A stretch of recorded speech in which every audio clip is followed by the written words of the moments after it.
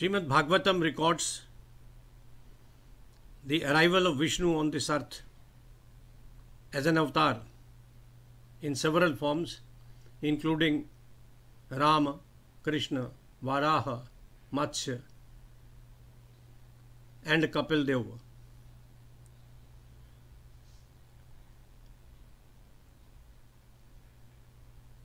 Rishi Maitreya said Vidur, sitting under the shade of a parijat tree in Maitreya's ashram on the banks of the river Ganga, I learnt from other sages that Maharishi Kapil Deva was an avatar of Vishnu. Where and to whom was he born? What did he contribute towards the welfare of mankind? It's a good question. Bhagwan Kapil was born to Prajapati Kardama and Devahooti, daughter of Swayambhu Manu. Replied Maitreya, Kapila was the founder of the Sankhya system of philosophy.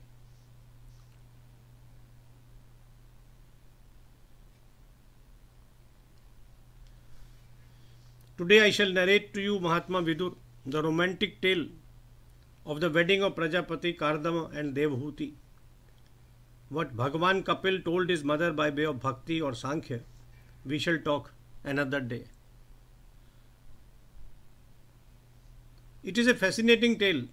It tells of true love and how our civilization has continued to follow certain ethical practices for procreation down the ages. Kardama had been sitting in penance on the banks of Saraswati for many years. His meditation was a process of purification as well as a disciplining of his desires, because Brahma had asked him to marry and be a father to a noble progeny. Bhagwan was pleased with his selfless tapasya. He appeared in Kardama's mind's eye like an idol we place in temples. His form was burnished gold. A garland of white and pink lotus flowers adorned his neck. He had long, shining blue curls. He was dressed in spotless clothes. A brilliant golden crown studded with large rubies rested on his head. He carried a conch, a discus, and a mace in his hands. Bhagwan played with a lotus in one hand. His smile was bewitching. His feet rested on Garuda's shoulders. Bhagwan Vishnu wore a pendant in which was studded the Kaustubha gem. I envy Kardama's good fortune, observed Vidur. Mahatma, you have been no less lucky. Krishna stayed in your house as a guest. You had all the time to spend with Bhagwan in his latest incarnation, said Maitreya. Bhagwan loves those who are truthful, pious, and compassionate. Now these are lessons for all the mankind. Be truthful, pious, and compassionate. Bhagwan would love you. Kardama looked at Bhagwan in awe as he spoke to him in words full of filial love. Rishi, said Bhagwan, I am pleased with your tapasya. I know what you desire. I have made all the necessary arrangements. Quite soon, Swayambhu Manu, accompanied by his queen Shatarupa, will visit you. They will offer you the hand of their daughter Devahooti in marriage. This young princess will be your wife, and from her womb I shall be born to enlighten the world with knowledge. Shortly thereafter, Manu, accompanied by Shatarupa and Devahooti, arrived at the ashram of Prajapati Kardama in a golden chariot. This hermitage was situated on the banks of Bindu Sarovar. There was a variety of trees surrounding the ashrama: Kadamba, Champaka, Ashok, Karanj, Bakula, Asana, Kund, Mandar, Kutaja, and mangoes, with lush creepers covering the grounds populated by deer and birds in the trees, speaking their own language. Brahmaras flitted from flower to flower. Peacocks danced with their colourful plumes spread out like a fan. The male quail was making plaintive calls to its female. Long-necked swans floated gracefully on the surface of the lake. Cranes, chakwas, and partridges stood nearby.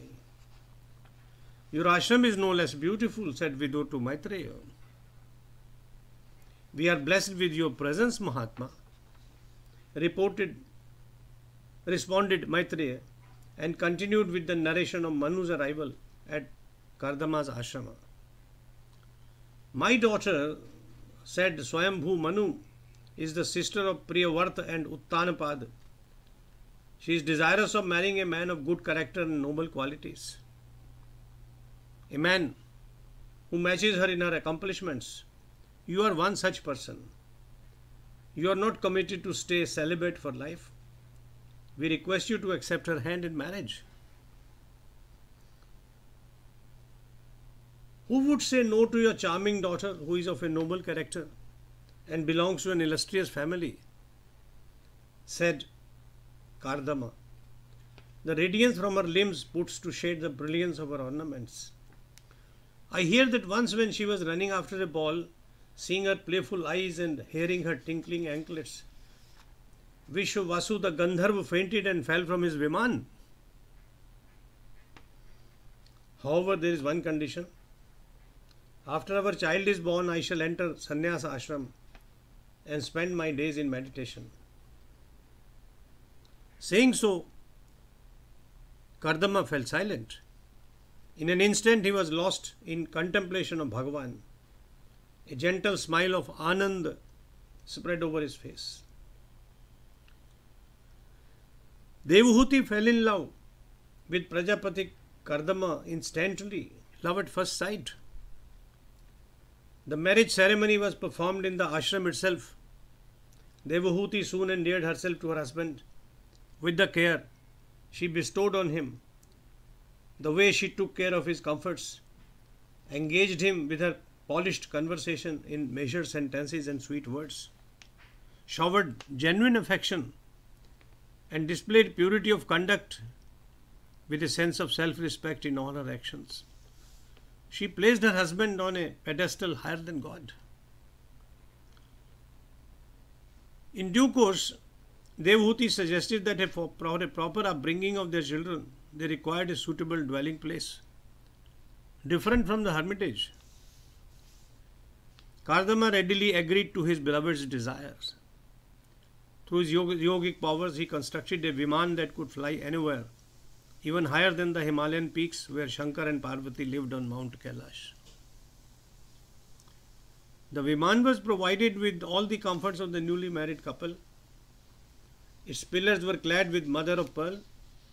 There were several rooms furnished with comfortable beds, cushions, fans, and seats.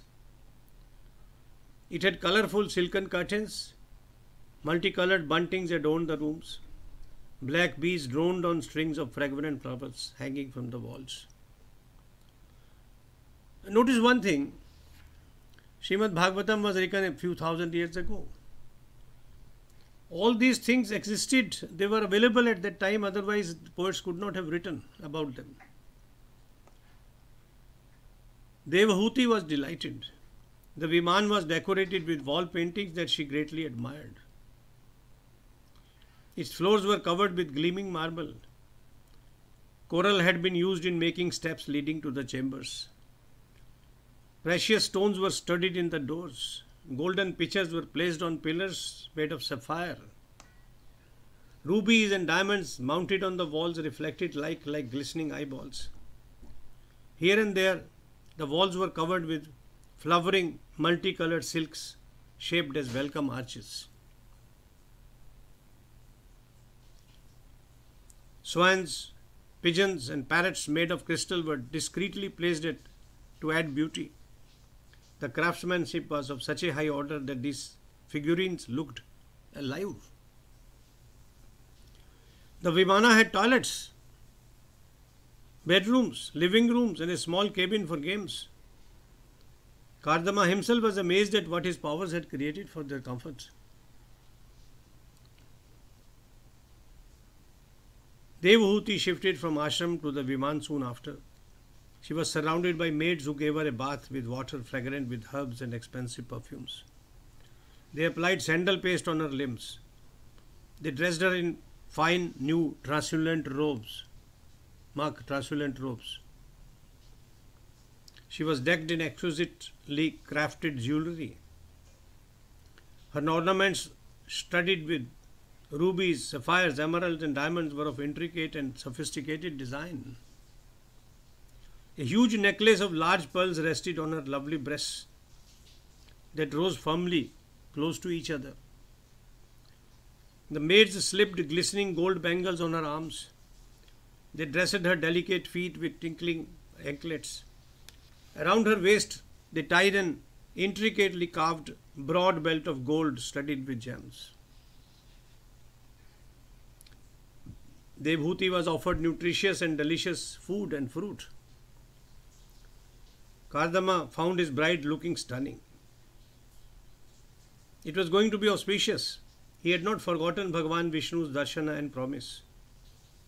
Both of them travelled in their viman all over the mountains. There was an endless supply of lotus and champak flowers. High in the sky, the viman looked like the moon, surrounded by twinkling stars. For a long time, the loving couple flew through the valleys of the Meru mountain, admiring its golden peaks. The breeze that blows through these valleys is cool, fragrant, and mild. It is intoxicating. It excites desire. At all times, one can hear the roar of the Ganga descending from Swargalok. 9 daughters were born to Devahooti at one time. They had the fragrance of lotus and were beautiful in body and limb, like their mother. This was followed by the birth of a son, who was named Kapil. Bhagwan Madhusudan had arrived in the house of Kardama and Devahooti, said Maitreya.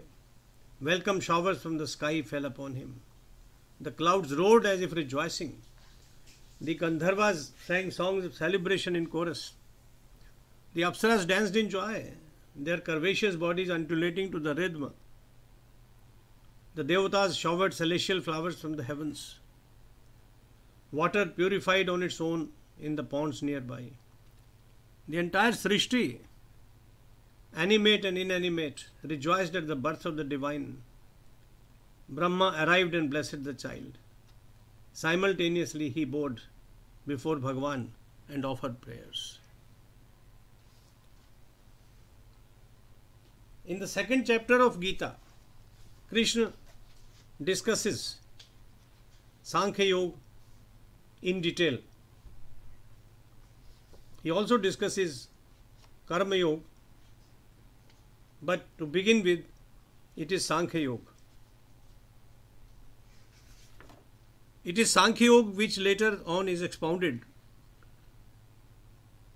to say that the entire universe moves according to the 3 attributes: Sattva, Rajas and Tamas. These qualities of human beings and of all other creation motivate them to act in a particular way. Otherwise, Sankhya means analysis, a philosophy of figures, of numbers. But the way it has been explained by Kapil, it does not even accept the existence of God, yet it deals with creation and its attributes. And that is for some other time. Jai Sri Krishna, Jai Sri Krishna, Jai Sri Krishna.